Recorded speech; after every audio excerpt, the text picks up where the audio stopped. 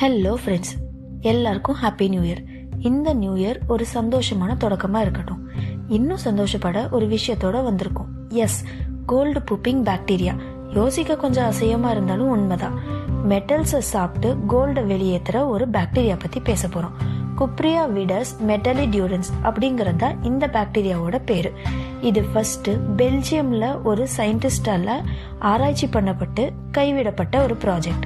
இதை திரும்ப ரீகன்ஸ்ட்ரக்ட் பண்ணியிருக்காங்க Australian scientist Frank Reid, Kasim Kasif, அப்புறம் ஆடம் பிரவுன் அப்படிங்கிற 3 பேர் கொண்ட குழு.